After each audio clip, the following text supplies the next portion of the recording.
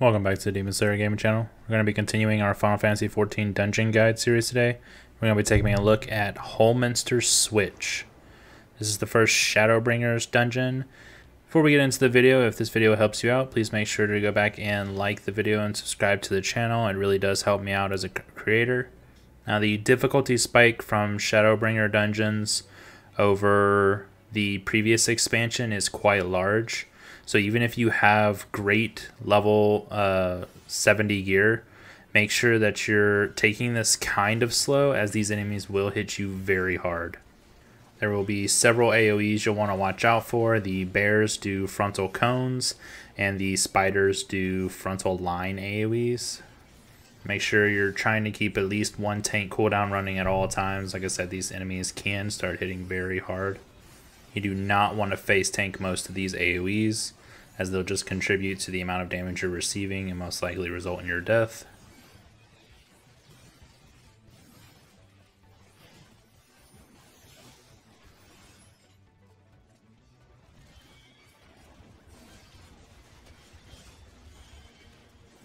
In the next area, you'll have two of the bears to worry about with their frontal cone AoEs, along with one of the spiders and several smaller spiders. Due to the sheer number of the enemies here, their damage is going to be even higher than the previous group. So make sure you're rotating your tank cooldowns appropriately.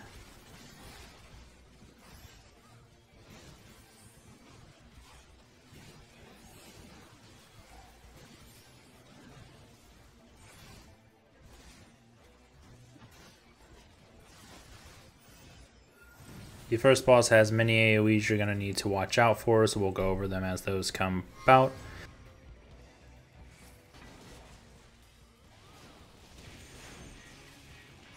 The Path of Light is party-wide damaging ability that one just needs to be healed through. He moves to the center of the room and starts casting Brazen Bull. He will summon orbs on one side of the room that will then shoot across the outside. So you need to position yourself in the open area. Before this AoE goes off, the boss will set another AoE to the center of the open area. So you have to position yourself in the smaller open area and again adjust afterwards as even more AoEs come across. This will kind of be the theme for the entire boss, overlapping AoEs constantly. So you'll just need to quickly adjust into the opening in between AoEs.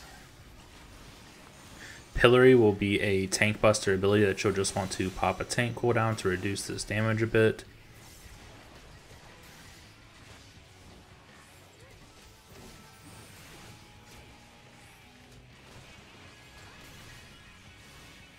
Next time you cast Brazen Bull, there will be two open areas.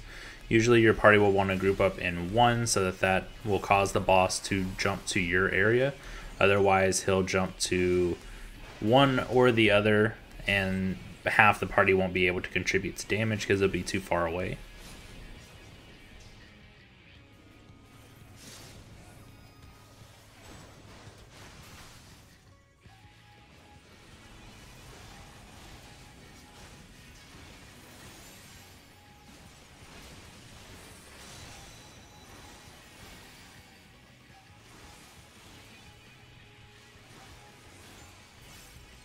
The third Brazen Bull AoE, the boss will do his AoEs before the AoEs of the orbs, causing you to have to react more to the boss's AoEs and then follow up to avoid the orbs AoEs instead of the other way around.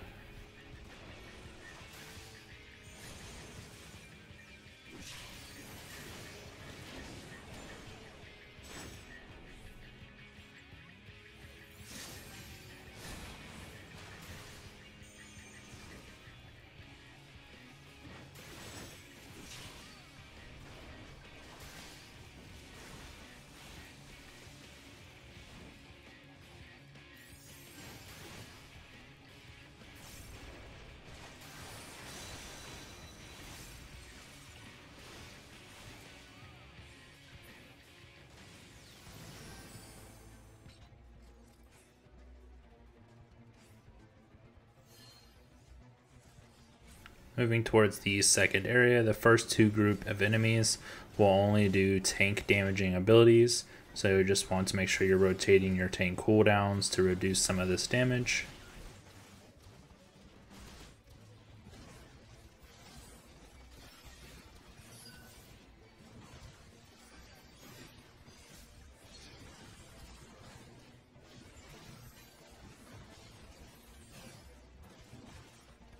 The Forgiven Disobedience Bull enemies do have a short line AoE that you'll want to move out of.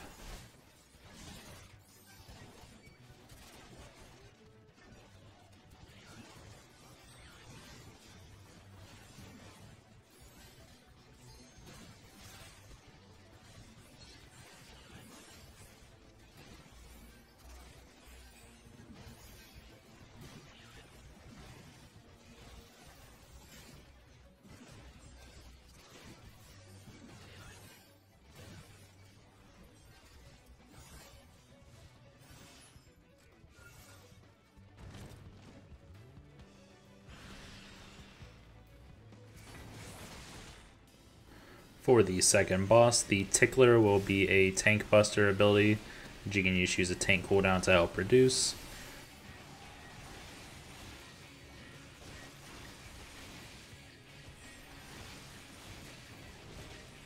Scold's Bridle will be party-wide damage that just has to be healed through.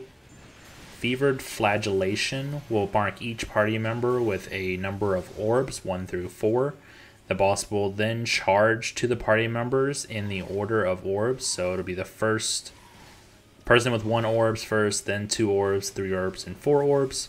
Anyone in the path of the boss will be damaged by this ability along with the person that it's charged to, so you want to spread out and not stand in between the different allies.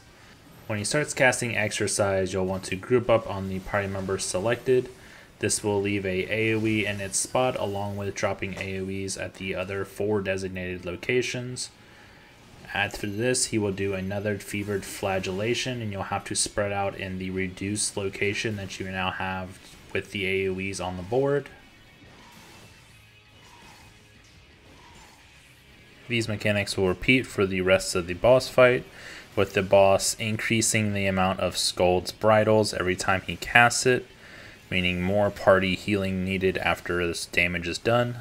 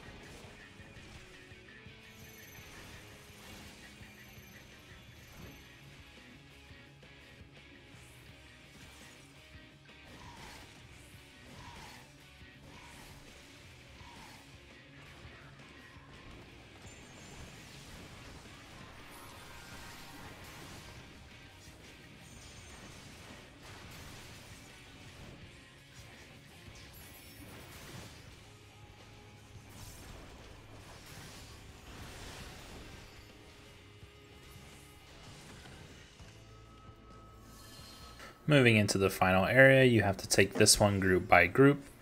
So just pick up one and finish them off before moving on to the next. The large enmity units do have a very large circle AoE around themselves that you can stun them to prevent.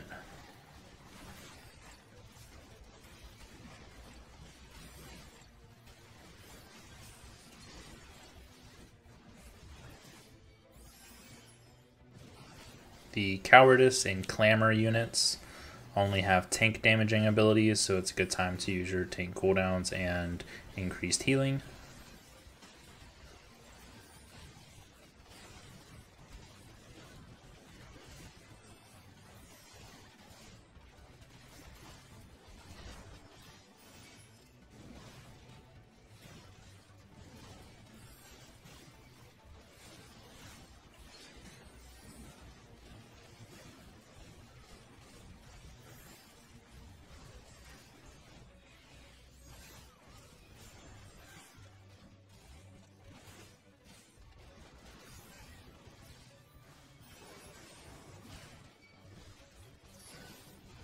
The final group will have another enmity. Just damage them down like normal and keeping an eye out for when he does his large circular AoE and be ready to stun him.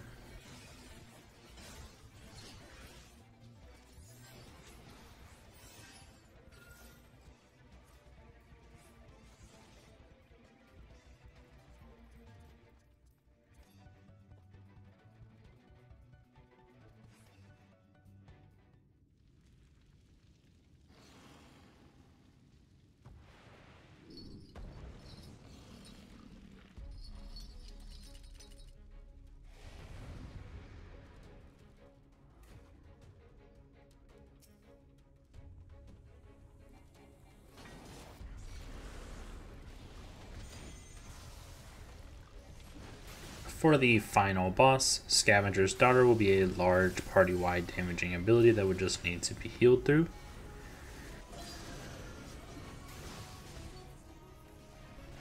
Head Crusher will be a large tank buster ability that you can use a tank cooldown to help reduce. Pendulum will do 2 proximity-based AoEs. The first will be on the tank, and then the second will be in the center of the room. So the tank will want to go to one side of the room while the rest of the party goes to the other side to avoid receiving heavy damage from this. He will then cast Chain Down on one party member, which will be marked with a symbol over their head, and then begin casting Aether Sup on top of them. You will need to destroy the chain so that the party member can move and everyone can get out of the AoE and continue damaging the boss. Aether Sup does do continuous damage, so you'll want to make sure that you're not moving in before the AoE is actually completed. When he raises his right hand and begins casting Right Knout, he'll cast about a 200-degree AoE that you'll want to move to the opposite side to avoid being knocked up into the air and taking vulnerability debuffs. He will follow this up with the same AoE on the left side, so you'll want to just move to the opposite side depending on which hand is raised in the air. Taphophobia will be a AoE on all party members that you just want to spread out for. He will follow this up with Into the Light, which will be a line AoE that splits the damage between all party members inside of it. So you'll want to group up to split this damage. Pendulum again will be 2 proximity-based AoEs, so the tank will want to be on one side of the arena while the rest of the party is on the other. When he begins casting Fierce Beating, he will do AoEs in front and behind him. So you'll want to stay on the left and right side towards his elbows to avoid receiving damage from these AoEs.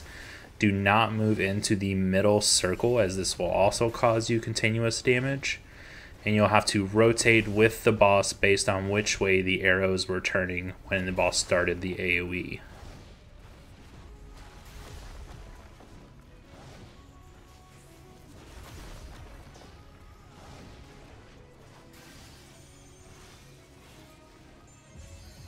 He'll follow this up with another Into the Light.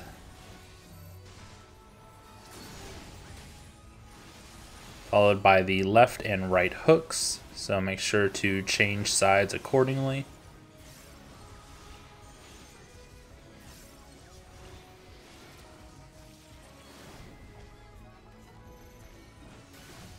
And then this will be followed up with another Chain Down and Aether Sup.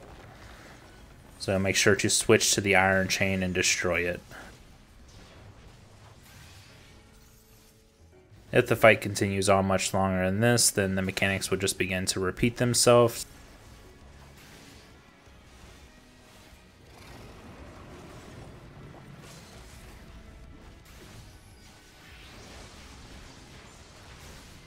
But this should be it for Holminster Switch. I hope this helps everyone out. Again, please make sure to like the video, subscribe to the channel. It really does help me out, and I will catch you on the next one.